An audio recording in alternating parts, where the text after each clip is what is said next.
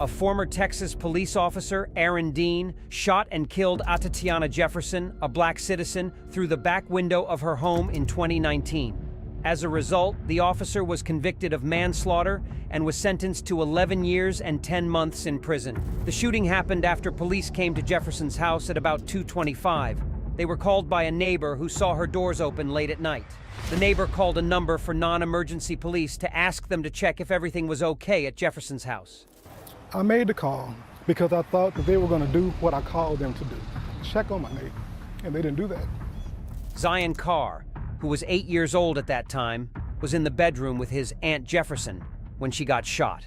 They accidentally burned hamburgers earlier that night, so they opened the doors to let the smoke out. They stayed up late at night, playing video games. At that time, Jefferson heard the noises outside her house. The video showed an officer looking through 2 open doors.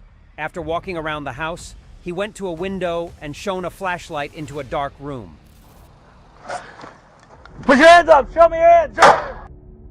The police supported the officer, claiming he shot his gun because he felt threatened. Officers also helped Jefferson with medical care.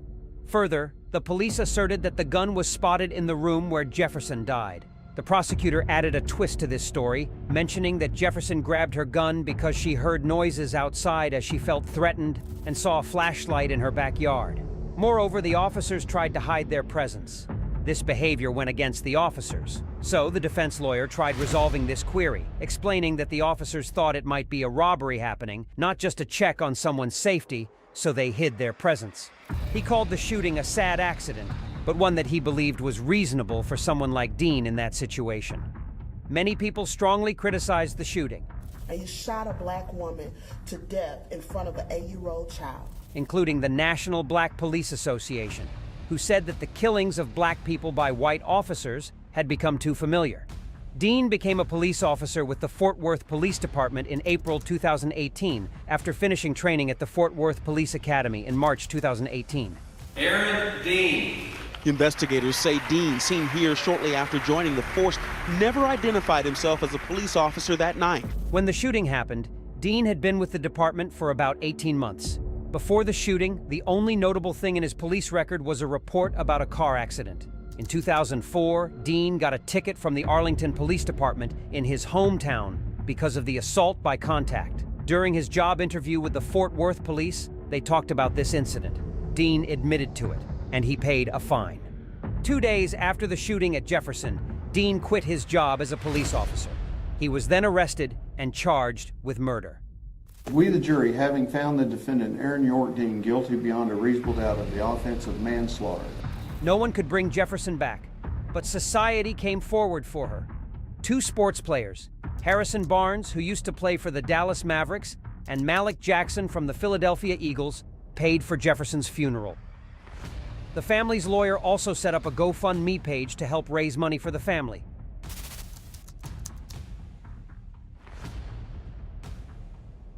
Prepare to be astonished by the next case. What happened was totally unacceptable. Euclid police officer Michael Amiot landed himself in a miserable situation by assaulting Richard Hubbard. His video went viral. He interfered with Mr. Hubbard's civil rights during a traffic stop. He wasn't arguing, but repeatedly punching Hubbard. Videos taken by cell phones and police cameras showed Officer Amiot quickly wrestling Mr. Hubbard to the ground just moments after telling him to turn away. Mr. Hubbard had just stepped out of his car. Face away from me. Face away from me. Officer Amiot used his knee to hit Mr. Hubbard. He punched him in the face, adding embarrassment to his physical pain. Hey, stop, please. Richard, listen. He was then handcuffed and taken to a police car. The city paid Mr. Hubbard $450,000 to settle a lawsuit about his violated rights. Officer Amiot had a history of doing wrong things while working as a police officer. In 2013, he had to leave the Mentor Police Department because he lied about why he stopped a driver who had a suspended license. He was hired again only a short time after that happened. In a speech that lasted almost 10 minutes in court, Amiot talked about how some evidence against him in last year's trial wasn't fair. He also said he did what he was taught when he arrested Hubbard.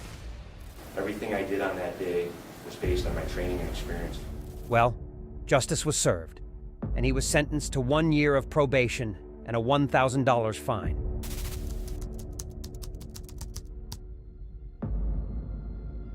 Finally, we will discuss the former Jackson County Sheriff's deputy, Zachary Wester, who was captured planting drugs in cars during traffic stops.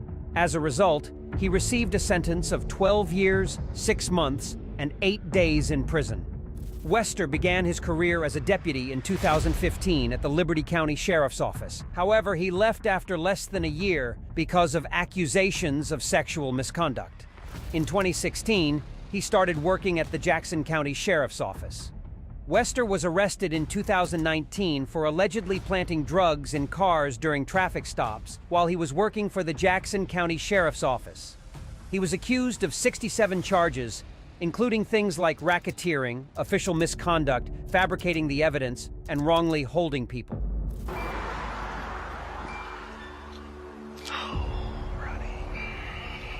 He was guilty of 19 charges out of 67. Investigators found drugs hidden in Wester's patrol car in the summer of 2018, just before he was told to stop working. Prosecutors said these drugs were meant to be used as fake evidence by Wester during his traffic stops.